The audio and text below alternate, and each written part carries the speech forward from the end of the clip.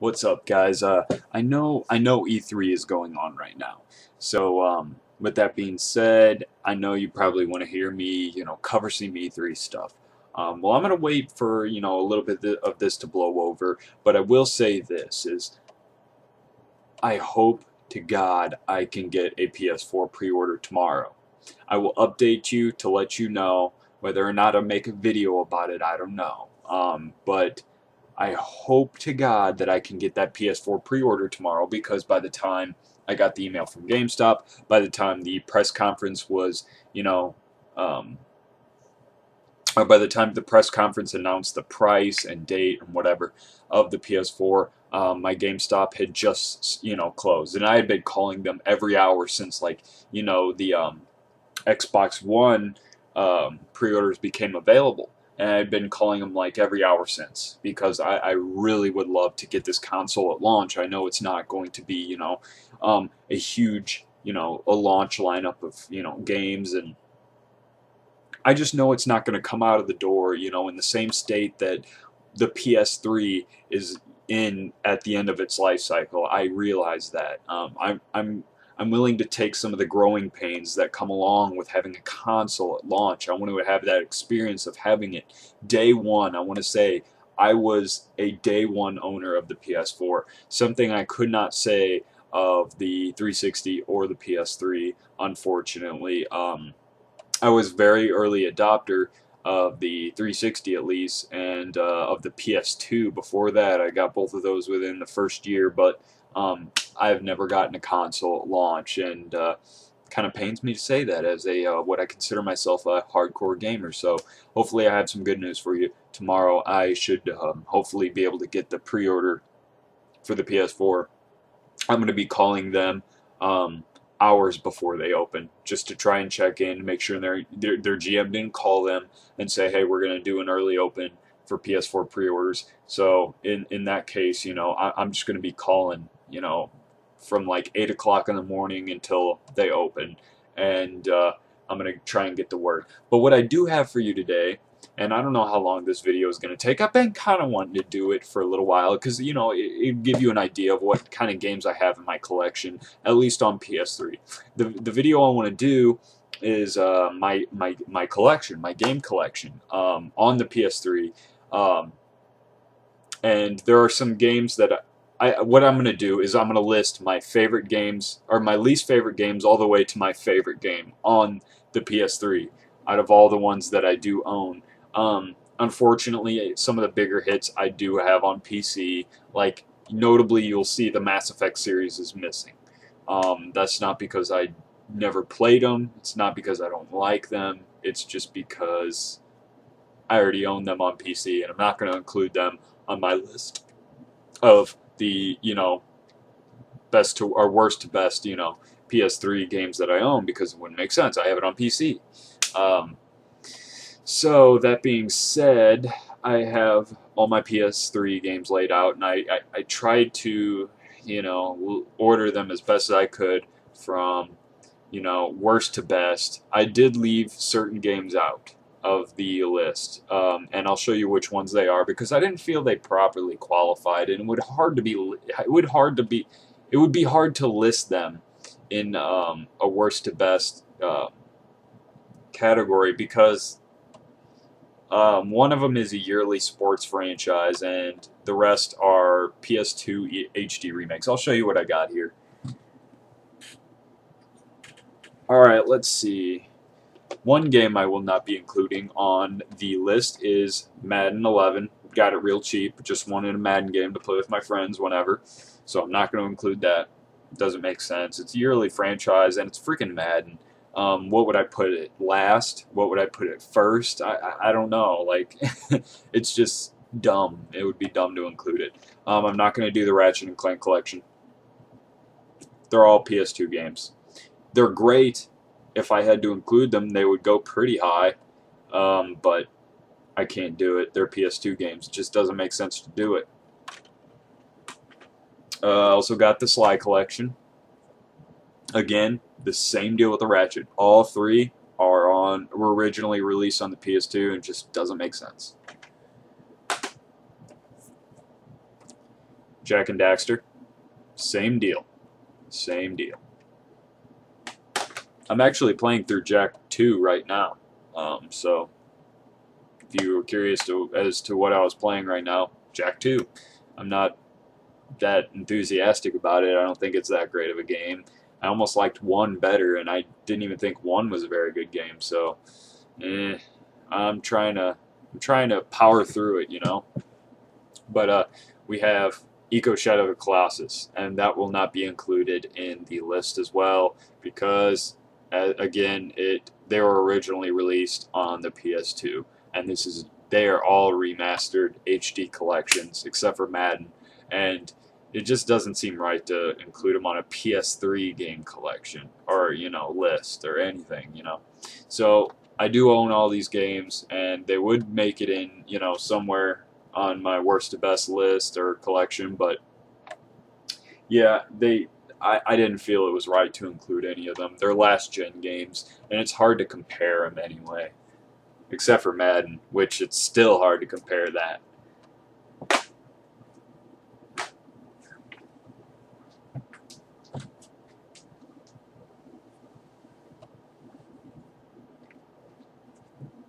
Alright, this is going to be difficult to do because there are quite a few games here, but I'll start out with the one that I like the least. That doesn't mean I don't like it necessarily, it basically means that it's not my favorite game out of the ones that I own.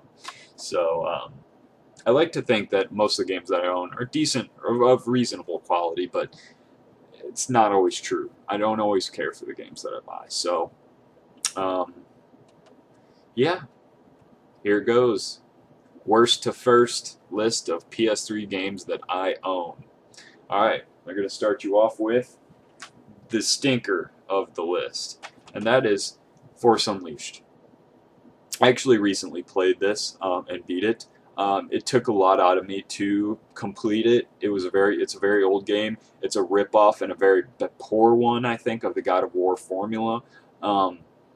And it doesn't flow or play well at all. After playing God of War games and then playing this, it just felt like, man, it was the worst possible ripoff I've ever seen. Like, they borrowed ideas from God of War, but they didn't borrow any of the good ones. So, as much as I love Star Wars, I had to put this up at the bottom of the list. Thankfully, I got this game for like $4 or $5. So, if you can forgive me on that, then forgive me on the fact that I got it for $4 to $5.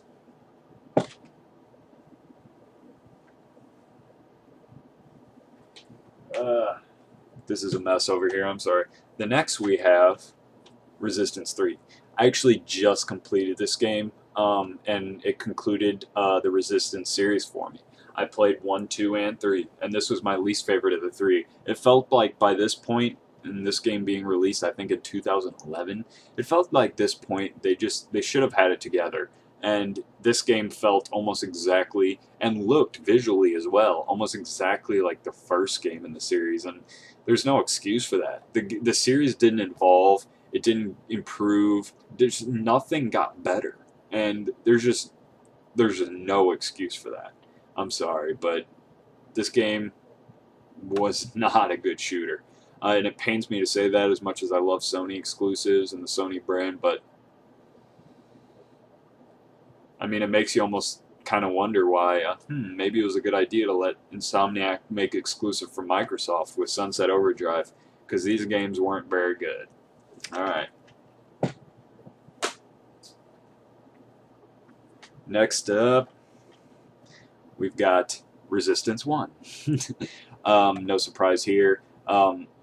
It was the first one released, and I cut it a little slack at the time that I played it, because I was like, you know what, there's two kinds of shooters in current gen, on the current gen platform, and that's pre-Call of Duty 4 Modern Warfare and post-Call of Duty 4 Modern Warfare, and this was a pre-Call of Duty 4 Modern Warfare game, and you could tell, because it just didn't, most of the games, you know, developed well after that series, or that particular game came out, has a lot of the same features and a lot of influences from that game, and they were missing from this. So I did cut it a little slack. It was a launch title for the PS3, and FPSs hadn't come into their own the way they should have, or at least later down the road that they did on the new platform. So this was a very early launch title, a launch title for the PS3. So I cut it some slack at the time, but since the series hadn't evolved much,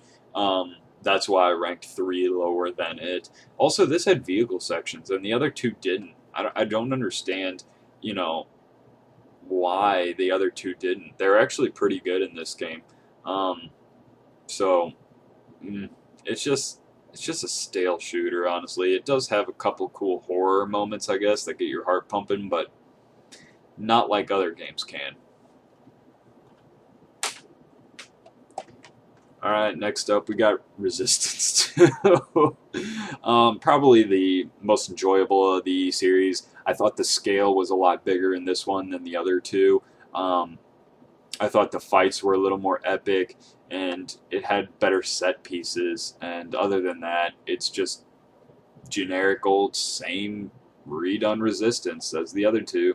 Not much changing from game to game, so I guess I give this one the plus because it did have a slightly bigger scale, and it seemed a little bit more epic and AAA, probably for the time, but going back and playing it nowadays, it really won't impress you, so yeah.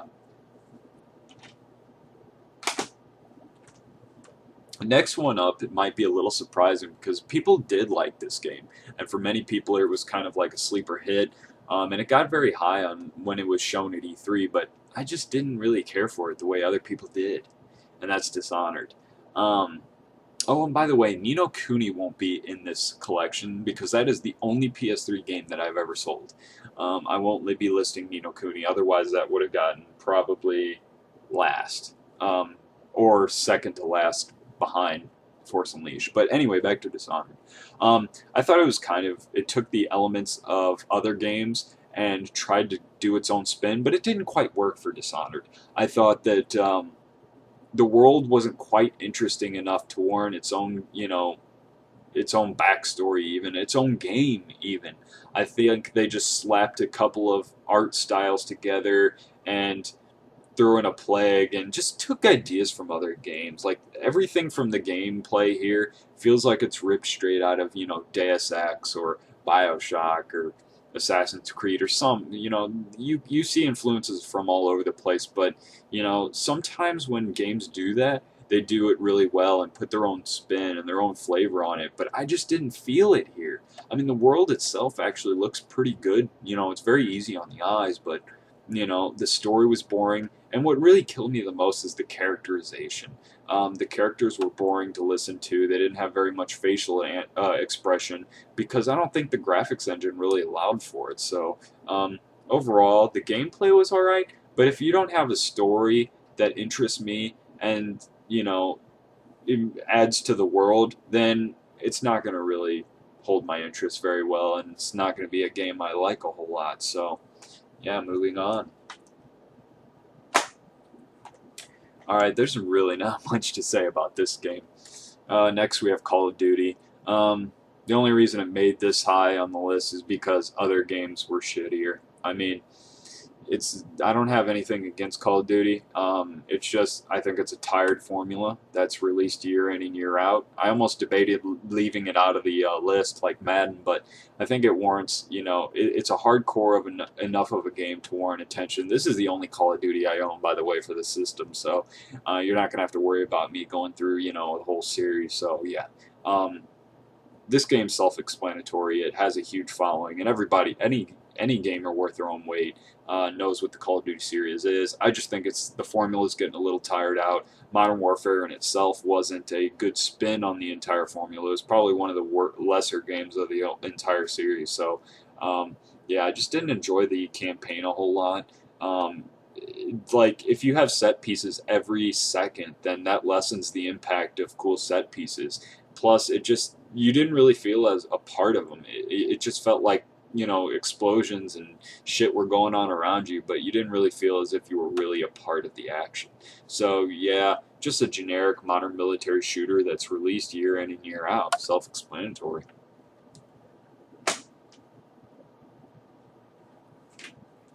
Next up, a lot of people are probably going to give me hate for it, but it's just not my type of game.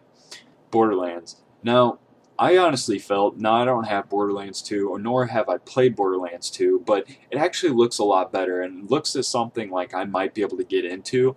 But this game just felt like a beta test for what 2 is, you know? Like, it felt like they were just trying to see if these ideas worked in practice. And it's a good thing they did, because Borderlands 2 is supposedly a really good game, and people did like this game, and I really honestly tried, but I just never grabbed me in the way that it should, or it did others. I didn't feel like in a game in today's day and age I should have to read quest text and play a game as if it's an MMO without any of the real hardcore qualities of an MMO. I mean, yeah, you can play co-op and get gear and loot, but it just felt like more of a job than it did like a captivating FPS with an intricate world for me to explore and be a part of. And I don't know, I guess I'm more geared for single player games than co-op experiences. That may not be why I was attracted to this title. So yeah, when it comes to games like this, they're usually not for me.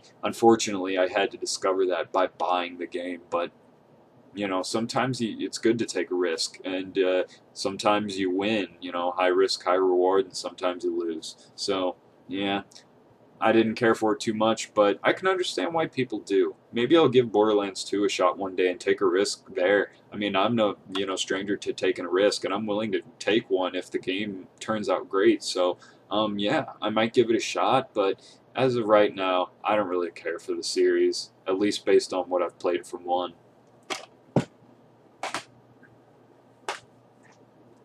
Next up, we have another God of War clone, Heavenly Sword.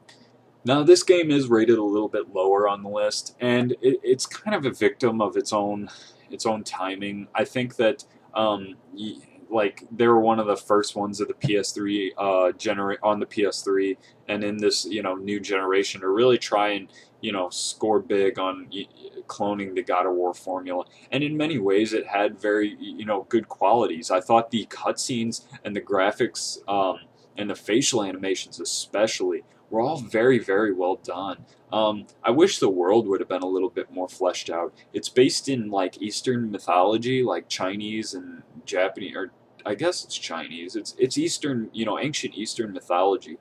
So it could have done a lot more, I think, with that setting. I love Eastern mythology, ancient Chinese, mythology. I love that stuff. And if it would have been more in the vein of like Jade Empire, I'm not saying you have to have dialogue choices and conversation branches or narrative branches, but I mean, they could have explored the Asian mythology even greater. And God of War does it in a way that puts its own dark twist on it. And this game did that to some degree, but I think they could have done a little bit better. I mean, Japanese and Chinese people used to do some pretty sadistic, evil shit to each other, and I think this game could have explored that to a better extent. So yeah, it was okay, but the gameplay also wasn't as fleshed out as a God of War game, and it had a lot of arena-style situations where you couldn't progress unless you beat this number of enemies in the room. While God of War does do that as well, it seems less restrictive, I guess, when it does it in those games, because the combat is really fun and you want to kill every enemy. In this, it just kind of gets a little boring and repetitive. So, yeah, moving on.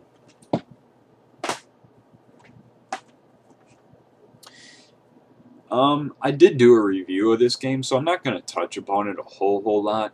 But honestly, it's an open world game without any of the open world activities to partake in. You got games like Red Dead Redemption and Grand Theft Auto with a whole lot of, and Far Cry 3, Sleeping Dogs, games like that with a whole lot of stuff to do in the open world. It almost felt as if this game could have been easily accomplished through just a linear story, chapter-based story, which is sad to say, because when you include a open world in a linear story of this nature, I mean, you often get a game where you're driving, mostly driving. 70 to 75 or so percent of the game is driving from point A to point B, especially when you're done with a mission and you have to drive your drunk friend home and then drive yourself home, wake up the next day, drive to your friend and pick him up, and then drive to the job you're going to do. It just gets a little ridiculous. Now, I will say the setting, the driving, and the characterization and the story were all pretty top notch, but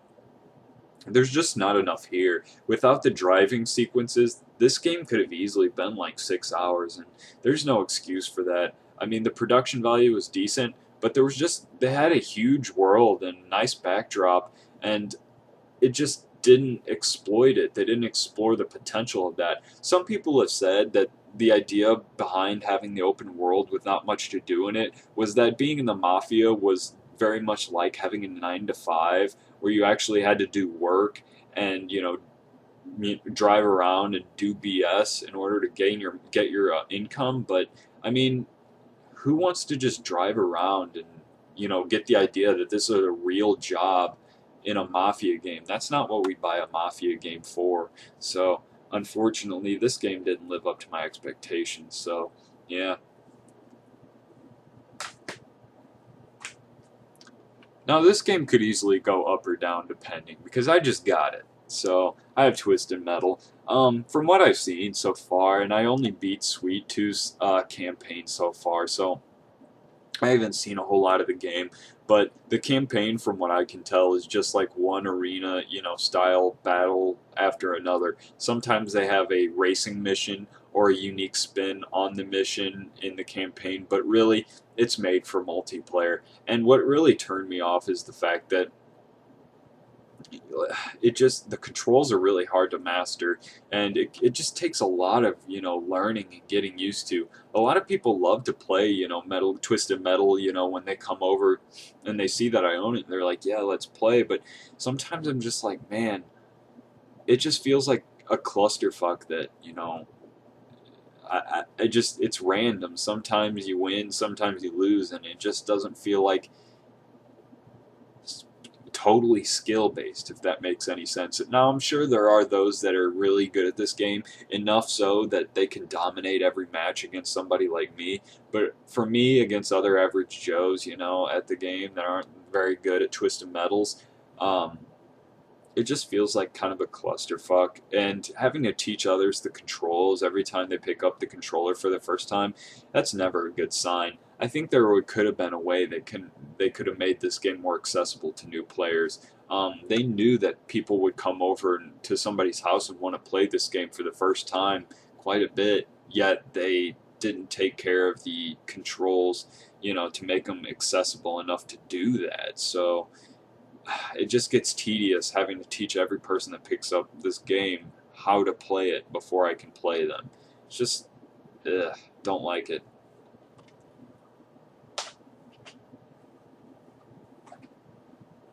Next up, we have a very similar game, but I do like this game a little bit more than Twisted Metal. We have PlayStation All-Stars Battle Royale. Now, I was very excited when I heard the concept behind this game. I'm a huge Super Smash Bros. Fan, and when I saw that Sony was doing something of the same vein, I was like, dude, I gotta get it. Like, I gotta support this game. I want there to be more. Even if this game didn't turn out as great as I'd like it to be, and in many ways it didn't, but I had to support it, and I did get a reasonable amount of fun out of it. I mean, I platinumed the game for crying out loud, and I've bought every DLC that's came out so far, so I enjoyed it enough when my friends come over, or when I want to play a match online or whatever, that I will still put it in and play it from every now and again. It just does have some problems that hold it back. I do enjoy the game, but it does have some major flaws that hold it back. Unlike in Super Smash Bros., where when you hit someone, they take an increase of percentage. Instead, when you hit someone, you get boosted. So it's almost backwards. In a way, it's as if another player can get punished for another player's a lack of skill. Say I wail on one guy all match and then go over to somebody else and kill him with my level 3 super. He got punished for another person's mistakes. In any fighting game in which one player can get punished for another poor player's mistakes is a little bit faulty in the fundamental design, in my opinion. But it is a great party game, and unlike Twisted Metal, I do notice a certain level of skill between me and somebody that has picked up the controller for the first time. They wouldn't stand a chance if I was going all out on them. So, with practice, you can get good at this game, but it does have a fundamental flaw in the design, in the core design, and that it's just not like Super Smash Brothers. The closer they get to that design, I think the better the series will be, but who knows if there'll ever be another one, honestly. The game probably didn't sell very well, so we'll be lucky if we get another.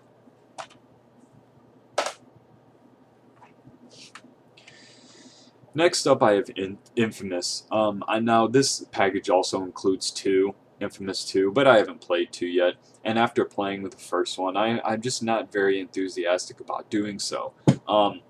The world in which you explore, it seems really cool at first, but it gets a little bit repetitive and tiresome after a little while. Once you make it to the third island, it just kind of all seems like more of the same. The side missions are very generic, and what ends up happening in a story like this, where they have to write the character in order to suit the needs of somebody that picks the good Cole versus the evil Cole, Cole comes out having very little character at all, because the dialogue in the game has to fit players that chose to either be good or evil. So oftentimes when I played my good character, the dialogue just didn't seem to fit. Like, I felt as though Cole was saying something that the way I played Cole, he would never say. And I understood why it was, because there's somewhere on the disc there's somebody that played that other story, that other Cole, but it just didn't feel right. In a game where you don't actually choose every line of narrative that comes out of your character's mouth, you could have you're risking lack of characterization through morality choices, because the character has to fit one generic shell of either or. He has to swing both ways. So in many ways, the game's characterization is just bad because of that. And any game that has bad characterization, I think the rest of the elements of it will suffer. Not that the game really needed that not to be the case, because a lot of other elements in the game aren't the greatest either. So it's unfortunate. I think hopefully Infamous Second Son can do it much better. It looks like it will be much better, but I don't know. I'm just not very enthusiastic about playing Infamous 2 after seeing the direction of Infamous 1. So hopefully what I had to say about it made some sense. But yeah, it's a meh game. Like I said, I hate saying it about Sony exclusives, but sometimes it happens.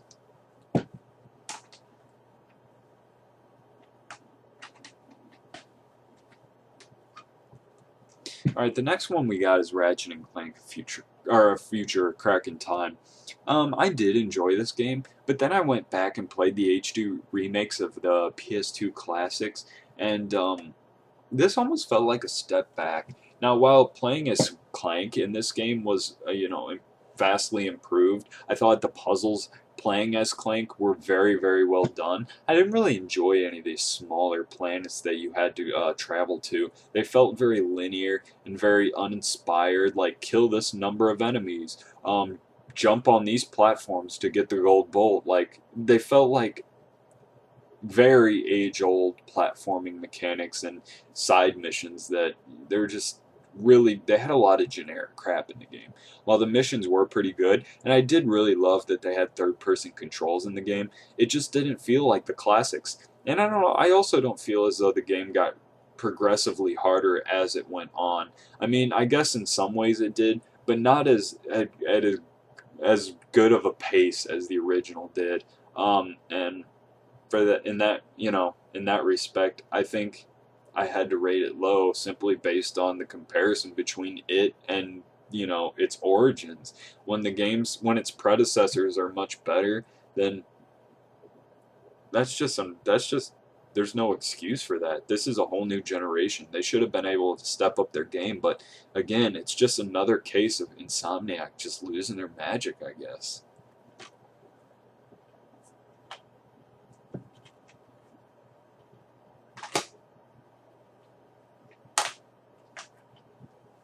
Alright, next up we have Assassin's Creed 3. Now I got super hyped about this game after seeing the E3 last year, I want to say.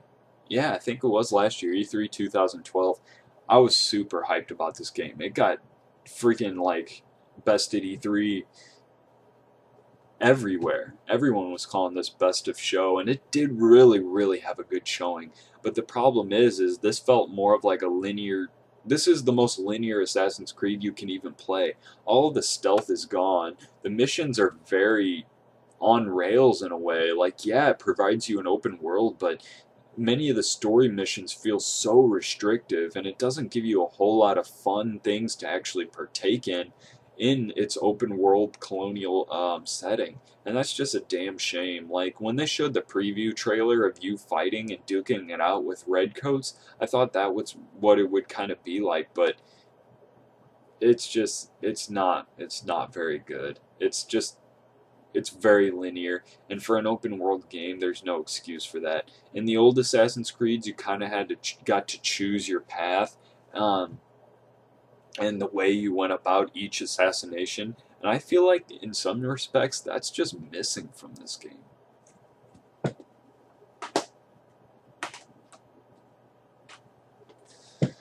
Alright, next I have Killzone. They're both in here, so I'm just going to list them together, because this is about where they both be. I do like the third better than the second. The fatal flaw, I feel like, of the second is that it has a kind of an input lag. And that's probably the major thing I thought this was holding the second one back. Luckily, they had fixed that in the third, and the third was, you know, it was somewhat of a generic sci-fi shooter in some respects, but it was such a technical marvel that the graphics just helped this game. Sometimes when a game is just so above and beyond what you've come to expect from the graphical power of your console, it can just make the experience that much more enjoyable. And when you've got crazy good set pieces and, you know, epic moments happening in a graphics engine that is just drop dead gorgeous, it can just enhance your whole experience. The story was very B-movie style, and I mean, there's not many noteworthy characters or, you know, anything relating to the story. There's just nothing noteworthy, nothing to write home about here, but I mean, the game is action, and it does it well with a great graphics engine. And for that, I cannot fault it. So, the Killzone trilogy.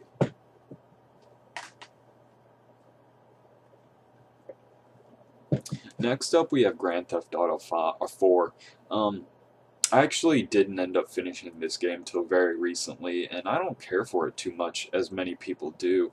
I think that this is probably one of the weakest GTAs in the entire franchise. Unfortunately so, too, because this is one of the ones that I've actually finished. I don't know. Nico, the character of Nico turned out to be okay, but if you go back and play this game like I did, after playing other open world games, especially one by the same developer called Red Dead Redemption, you'll see why this game isn't all that great.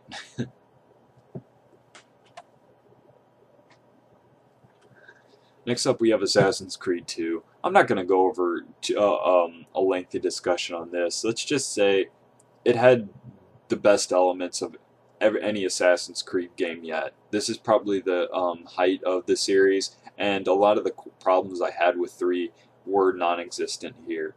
I would have rather, you know, the setting been a little different. I'm not a huge fan of Renaissance Italy. I don't have much, you know, personal relation. I don't relate to it. I don't relate to the setting at all, but the character Ezio was very relatable and a very likable character. But I think Assassin's Creed has a lot of progress to make if it wants to keep up with other third-person action games. So yeah, they're gonna have to. Ubi's gonna have to try hard if they want to keep up with this IP.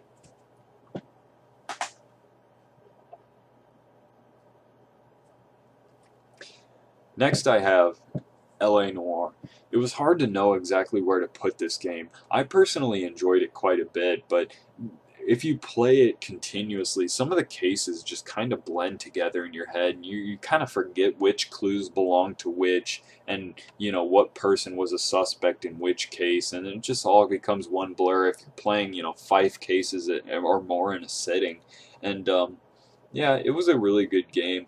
It like again with the problem with Mafia is it has an open world with not too much to do in it, but the open world did benefit this game I think a little bit more than it did with Mafia. I think Rockstar puts a little more detail into their worlds. I think it was actually Team Bondi, but published by Rockstar. So either way, Rockstar was part of the process in which this game reached the shelf. So there's a certain level of quality that you can expect from a Rockstar game, and I think in many ways it delivered, but it just doesn't give you a whole lot of extracurricular activities to do in its open world, which is unfortunate because the attention to detail in this game is why I put it so high on the list. When you partake in these cases, you're going to notice that even though it's an open world setting, they have an extreme attention to detail on some of the most minute objects in its world. So in many ways, it was hard to rate this game, but I put it, right there in the middle of the pack. So here it is, LA Noire.